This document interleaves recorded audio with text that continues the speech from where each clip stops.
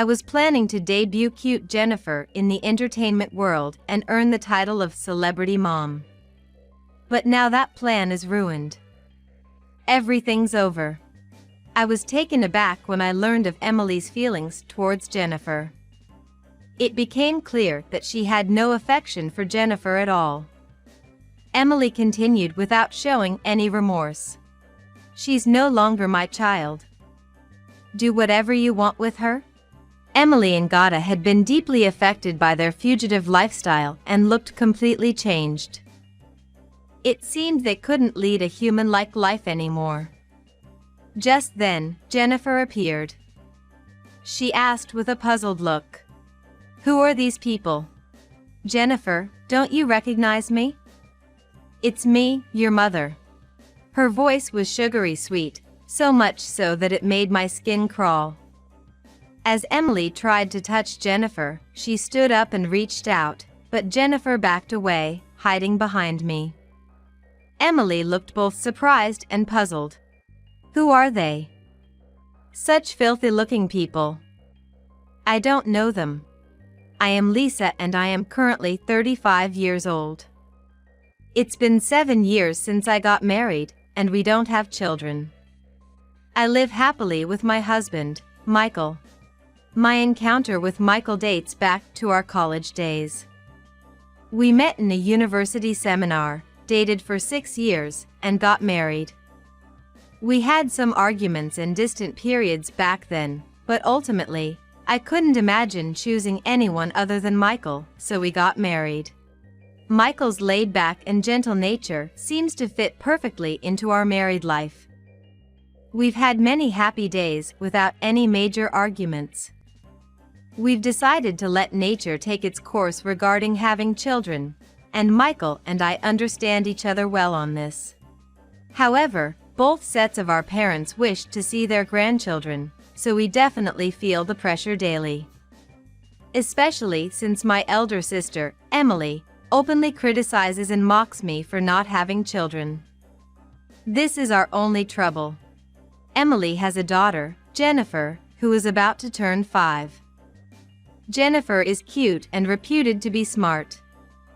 She apparently goes to a kindergarten with native English speakers. I don't completely trust what Emily says. However, Jennifer is indeed cute, and she often gets scouted by talent agencies when they're in places like Shibuya or Harajuku. In fact, Emily has flaunted several business cards from these talent agencies. Emily is overly concerned about other people's opinions. She brags about her daughter being scouted by talent agencies. In other words, it's not that she loves Jennifer, but she's proud to have a cute daughter. I perceive that, to Emily, her cute daughter is just one of her accessories, a tool to make herself look good. And sometimes, Jennifer is left in my care, and I look after her. Emily loves going out or traveling, and every time she leaves home with Gada, she drops Jennifer off at my place. Gada works at a high-income finance company, and Emily often brags about it. They rarely ask if it's convenient for us when they leave Jennifer. Michael and I have calm personalities and tend not to complain, so I think that's what emboldens Emily's attitude. Jennifer is somewhat frail. Several times when she was in my care, she's gotten a fever, and I've had to take her to the emergency room. During such times, Michael would reassure me by saying, "I also used to get fevers frequently as a kid. But look at me now, I'm very healthy. So, don't worry about Jennifer." I didn't take it too seriously and always prepared nutritious meals for Jennifer when she was with us. Since I have a nutritionist qualification, it's an opportunity for me to utilize it. I'm counting on you again today. It must be easy for you since you don't have children. It's fun having such a cute daughter around, right?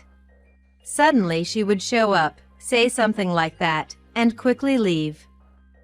For dinner, I prepared things Jennifer liked, such as corn soup, potato salad, and hamburger steak. Jennifer was pleased and said, "Yay! I love the hamburger steak that Mommy makes." Lucky me. Emily has taught Jennifer to call her Mommy. According to her, at the daycare, children from wealthy families all call their parents Mom and Dad, so she seems to be following that trend.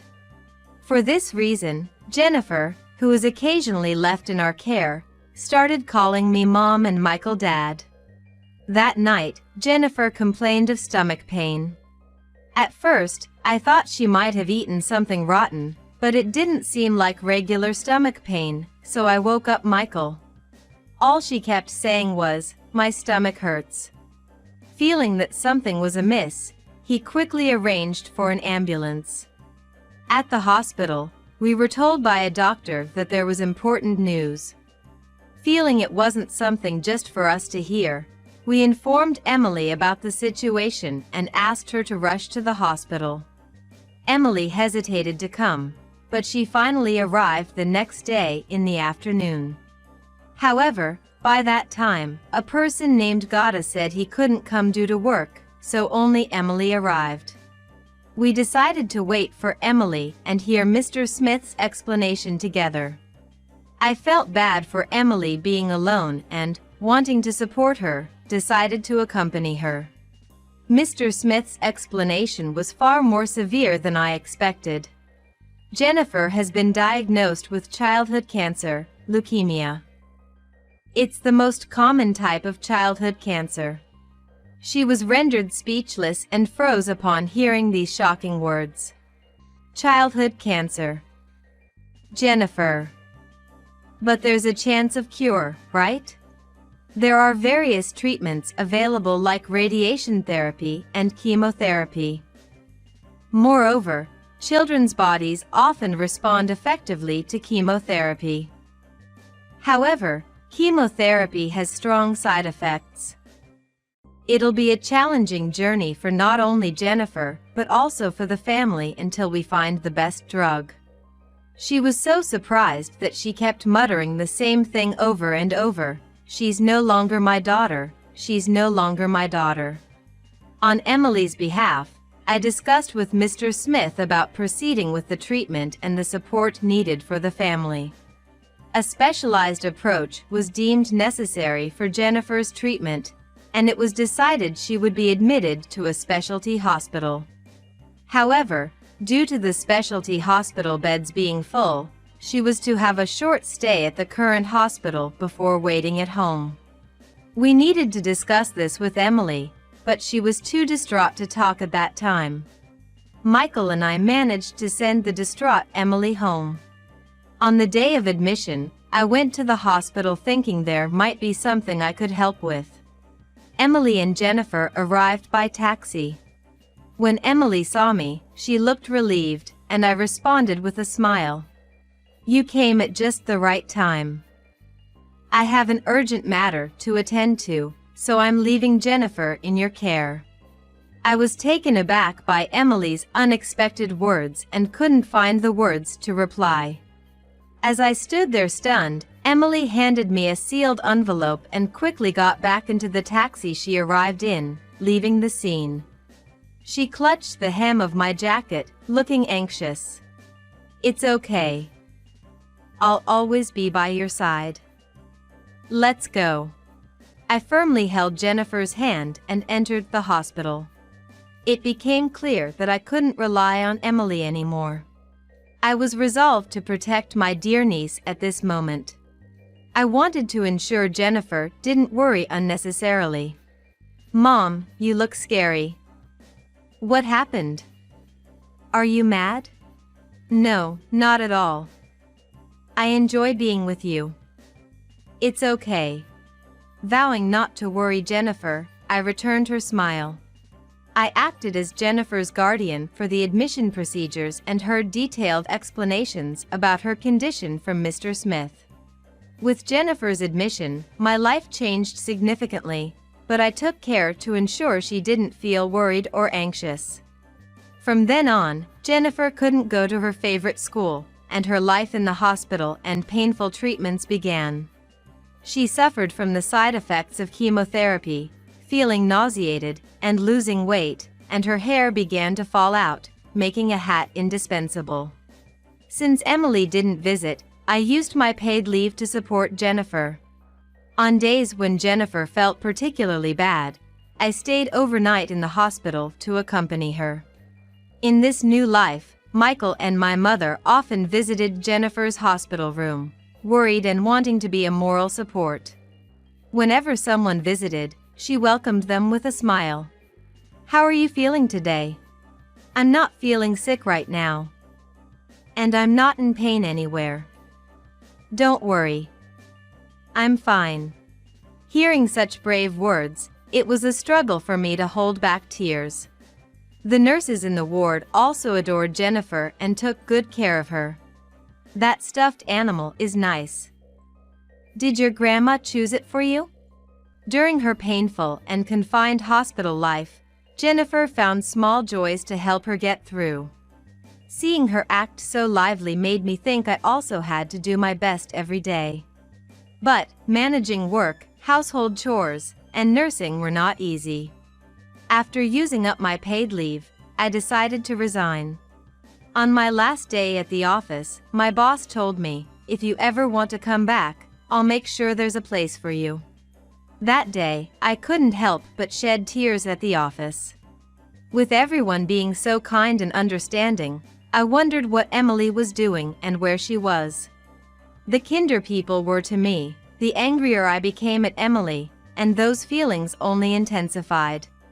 From then on, I entrusted most of the household chores to Michael and dedicated myself to caring for Jennifer. I am genuinely grateful that Michael was willing to take on these tasks with joy. To support Jennifer, Michael requested a transfer to a department with no overtime. As usual, while I was tidying up the laundry in Jennifer's hospital room, she asked me a question. "Hey, Mom. Are Dad and you too busy with work?" When I asked why, Jennifer continued, "Lately, neither Dad nor you have been visiting me." I was at a loss for words, but Jennifer went on. "Is it because Dad and you are so busy with work, or did you start disliking me because I got sick?" "That's not true. Both Dad and Mom would never dislike you, not even for a moment. They're always worried about you. It's just that they're sometimes too busy to visit. They're truly sorry about that."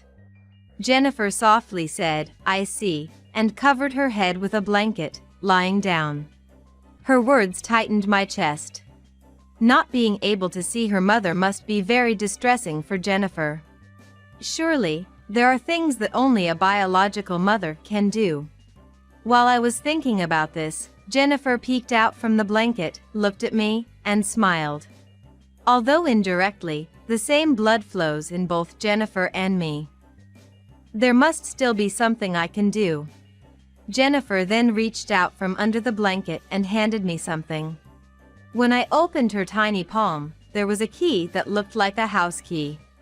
"There's something I want you to bring from home. Since Dad and Mom don't visit me much." Through those words, I realized Jennifer trusted me, and I resolved to meet her expectations. For Jennifer's health and peace of mind, I vowed to make even more of an effort.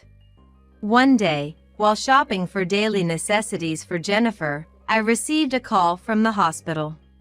As usual, since Emily wasn't around, they contacted me. Jennifer's condition had suddenly deteriorated, so I immediately headed to the hospital. Mr. Smith probably felt that Emily wasn't reliable. He started explaining the situation to me without any hesitation. "Mr. Smith, what happened to Jennifer? I believe the side effects of the chemotherapy have manifested strongly. We're considering changing the treatment, but sometimes these symptoms are inevitable." I returned to the room and gently stroked the head of Jennifer, who was quietly sleeping. "Jennifer, it must have been hard." Unable to stop my tears, I uttered those words while stroking her head. Even though Jennifer is still so young, She has suffered so much and even lost her hair. If possible, I genuinely wished I could take her place. I tried to inform Emily about Jennifer's condition, but I couldn't reach her. Later, I also couldn't contact Gada, so I decided to head home. I used the key Jennifer gave me to enter the apartment and opened the door. No one was inside, and there was no sign of recent life. It looked like the place had been empty for a while. On the living room table, travel brochures were scattered around. Could it be? While searching the apartment carefully, I noticed Emily's prized brand suitcase was missing. Then, I saw an envelope from the welfare office stuck behind a brochure. Although I wasn't certain, it seemed likely that Emily had used the family allowance to travel abroad. I was stunned by her selfishness. In a fit of anger, my vision went completely dark and I felt dizzy. I knew that the nurse wasn't cooperating, but using the child's money and going on an overseas trip without even the child was unforgivable. So, I called Gada's workplace. I found out that Gada had also taken paid leave and I wondered just how horrible both of them could be as human beings. After some time, it seemed that Emily had returned to the country. I went to the apartment again and spoke with Emily. Why would you go on an overseas trip at a time like this? What's wrong with it? Oh, by the way, here's a souvenir. She handed me a box of chocolates as if nothing had happened. I don't want it. Aren't you concerned about Jennifer? She looked at me mockingly and laughed as she replied, What? It doesn't matter. She got that disease. It's actually me who's inconvenienced. I was stunned by Emily's words. I was planning to debut the cute Jennifer in the entertainment world and become known as the celebrity's mom. But now all of that is ruined. It's all over. Realizing Emily's lack of affection for Jennifer left me in shock. I understood that she had no love for her. Emily continued without remorse. She's not my child anymore. You can do whatever you want with her. Are you stupid? Aren't you her mother? Do you know how much Jennifer wanted to see you? She'd have nightmares at night and would cry out for her mother over and over again. She showed an irritated expression. You're annoying. I hate such clinginess. It's a burden and troublesome. I realized there was no getting through to Emily. Perhaps Emily lacks the affection of a parent or even a human being. I left her apartment feeling defeated. A few days later, Jennifer's condition worsened significantly.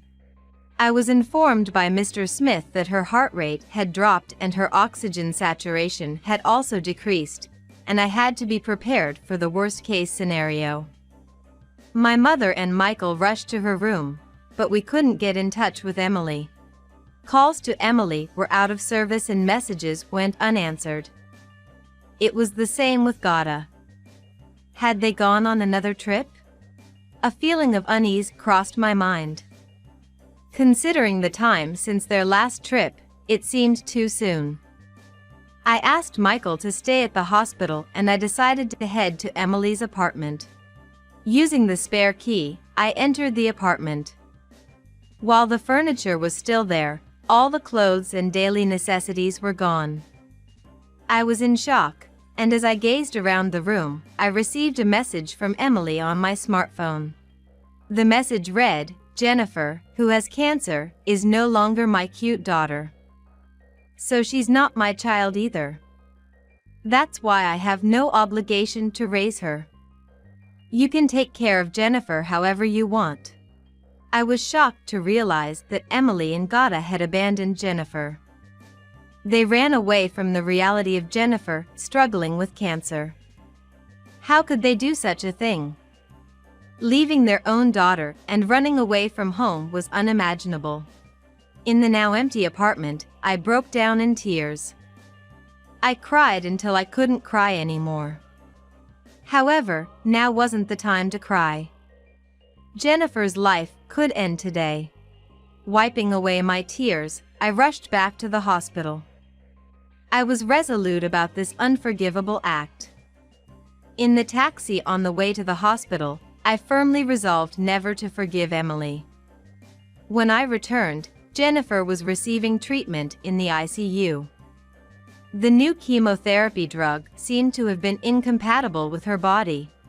Currently, chemotherapy has been discontinued. Michael and my mother had their eyes closed, praying for Jennifer's recovery. I was allowed into the ICU and firmly held Jennifer's hand.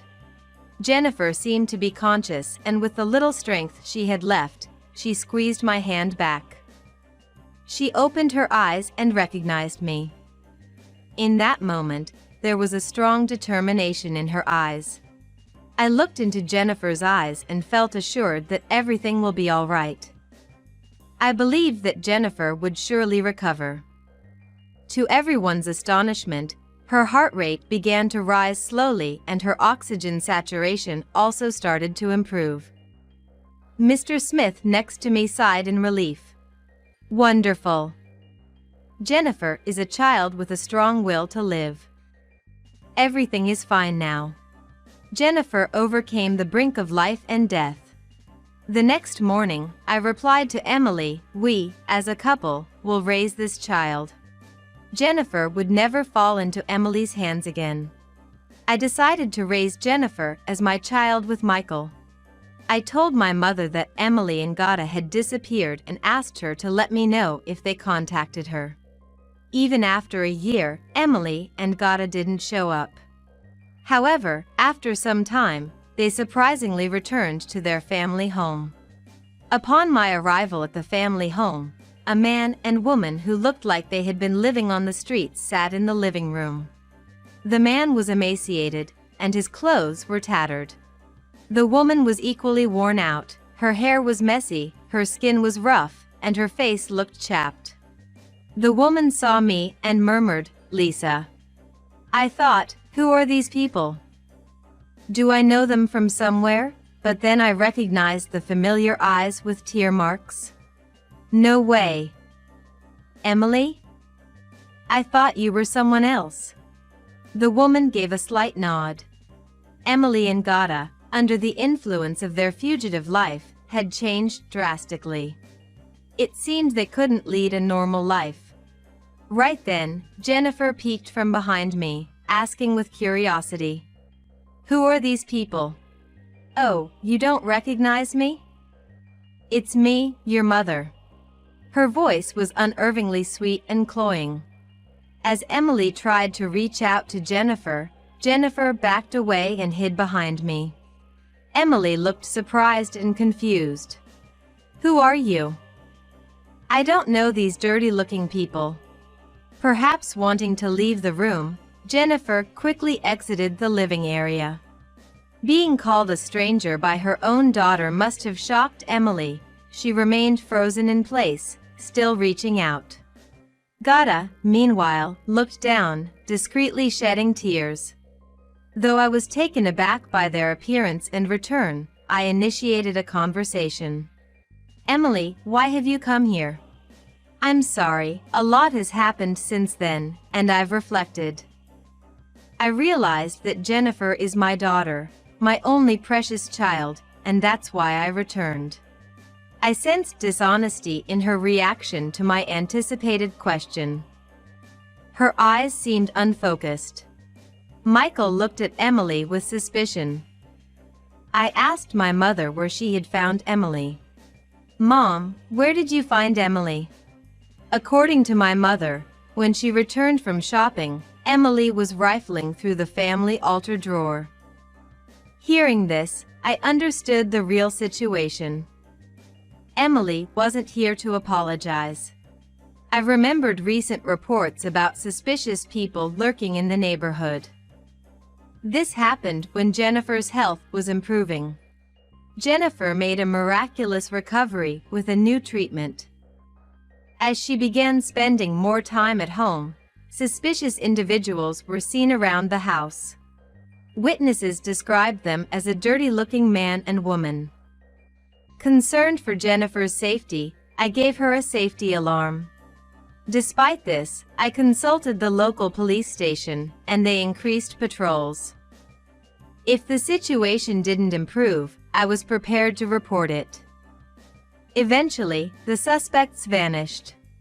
Considering everything, I suspected the individuals might have been Emily and Gada. But the descriptions differed greatly from what I knew of them.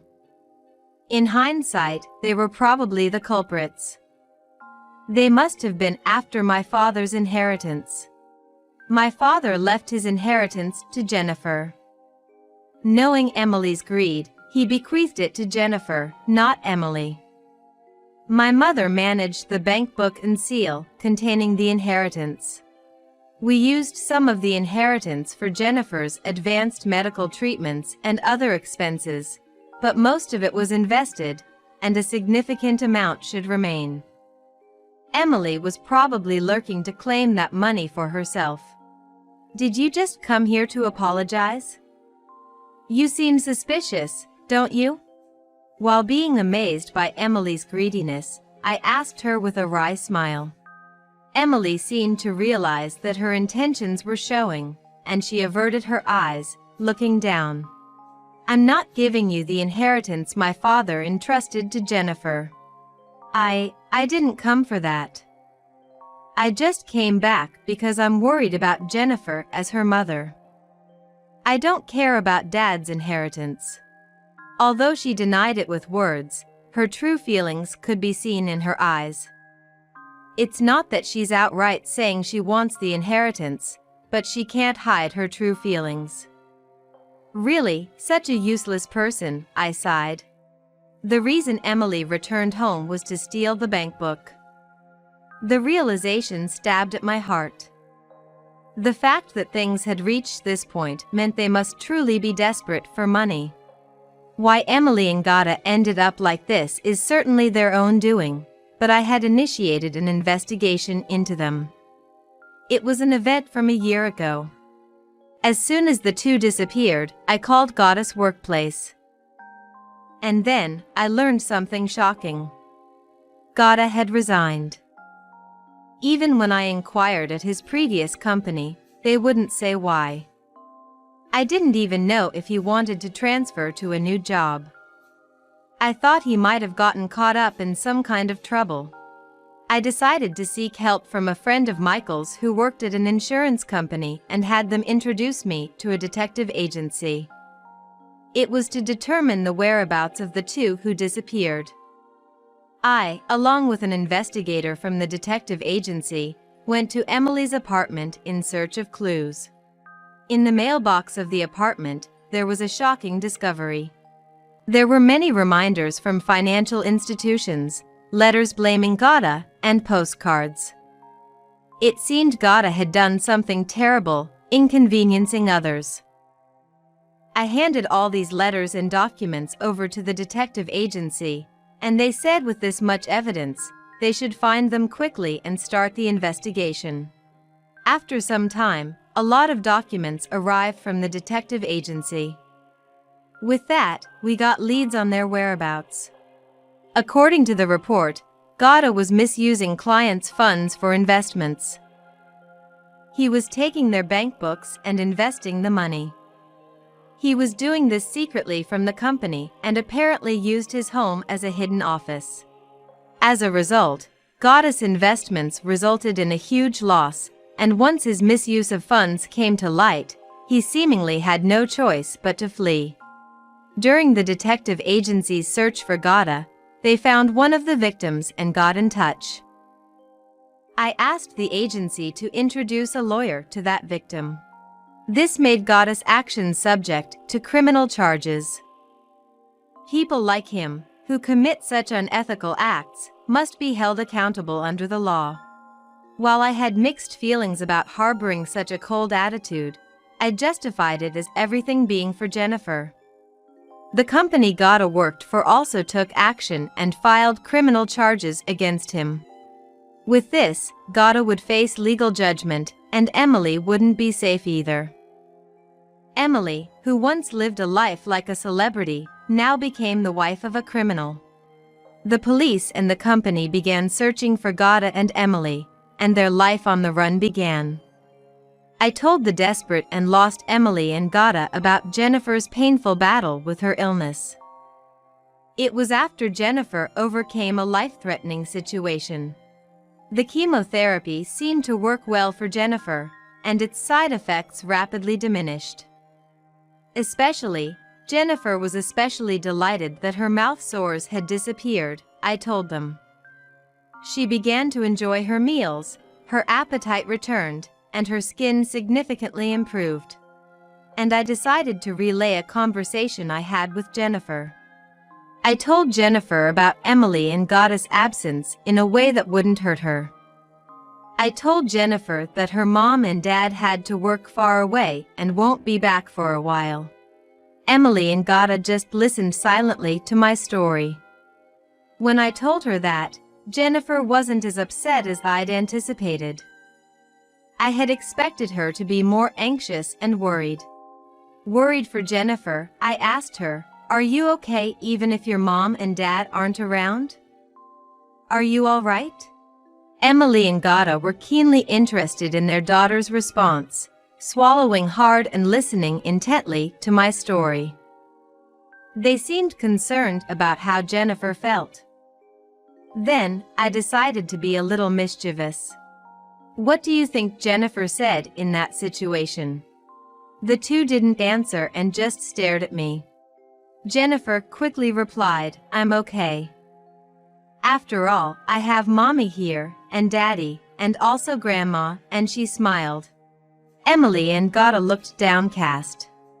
When I heard those words, I felt Jennifer's strength. I thought she was truly amazing and much stronger than someone like me. Emily and Gada started shedding tears. From the moment that question was asked, Jennifer had likely decided she no longer needed Emily and Gada in her life. And then, Jennifer spoke with conviction. "I will eat lots of delicious food, fight hard, and recover from my illness. Yes, let's do that. I'll cook delicious meals for you too." I hugged Jennifer tightly, pouring all my love into the embrace. This child is strong and will never lose. That's what I firmly believed. After the conversation, Emily's emotions overwhelmed her, and she burst into tears. "I have nothing left. Nothing at all. No money, no luxurious life, nothing that others would envy. Please, I beg you, give me some money. What's wrong with you? How much do you think your selfish actions have affected everyone around you? You're out of your mind." Having tolerated her unreasonable behavior up to this point, I could no longer contain my anger. The one who suffers the most is Jennifer. She kept waiting for you, the irresponsible one, believing in you. But you betrayed your own daughter, your flesh and blood.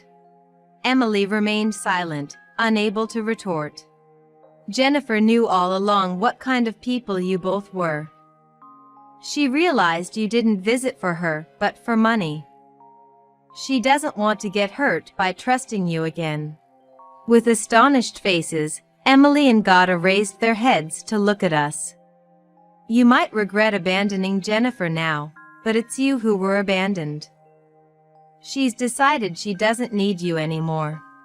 With tears in their eyes, Emily and Gada began apologizing to Jennifer. I signaled to Michael with my eyes. After nodding slightly, he took out his phone. A short while later, the police arrived and took Emily and Gada away. Of course, we didn't let Jennifer witness this scene and asked her grandmother to take her out. Naturally, Gada was arrested. Furthermore, Emily's involvement became evident, and I heard she was being rigorously questioned by the police. Emily must have seen Jennifer's recovery on a friend's social media and wanted to reclaim the life of envy by using Jennifer as an accessory, and even the inheritance left by the father. It also came to light that Emily was plotting to get her hands on Jennifer's life insurance. Michael, calling it a talisman, had taken out a child cancer insurance policy when Jennifer was born, and Emily was trying to get hold of the lump sum from that too. I had strongly urged Michael to make Jennifer's grandmother the beneficiary. Thus, Emily couldn't claim the money, but she kept insisting it belonged to her daughter. As a result of the severe police interrogation, Gada, who had repeatedly evaded them, is likely to be sentenced. They filled me in on the details for backup. Even if Emily gets probation, her huge debts will surely make her life extremely difficult. Hence, we decided to formally adopt Jennifer. We're also considering adoption. Since it felt lonesome with just Michael and me, we asked my mother to live with us. Fortunately, she gladly agreed, and we renovated our home for a two-household life. When we told Jennifer, she was thrilled. "Yay, I get to live with Grandma? I'm so happy." Jennifer will be discharged soon. Her treatment will continue with regular visits to the hospital, but she'll be able to attend school normally soon. I decided to ask her about Emily and Gada. "Jennifer, can I ask something? Don't you feel lonely without your mom and dad?" With a puzzled look, she replied, "No, not at all. Because I have mommy and daddy, and grandma will live with us too." "Why do you ask?" "I'm not lonely at all." I impulsively hugged Jennifer. It's us who will protect Jennifer for a lifetime. I decided to be a devoted mother and make Jennifer happy. "It hurts, Mom." Without thinking, I hugged her too tightly. I gently embraced Jennifer again and envisioned our future. I tried to imagine our daily life in a few years. "Mom, where's my gym uniform? I'm running out of time." That's why I told you yesterday to prepare it the day before. I look forward to such trivial daily exchanges from the bottom of my heart. "Look, your gym uniform is by the entrance." "Oh, thanks, Mom. You're the best. I love you." "Well, I'm off now." "All right, take care. Have a good day." With her small frame carrying a big pink backpack, Jennifer waves her hand as she heads to school. We can experience such happy daily moments. For now, I'll hug Jennifer, even if it hurts her a little. I hope she understands that I'm determined to raise her well, so I'd like her to bear with it for now.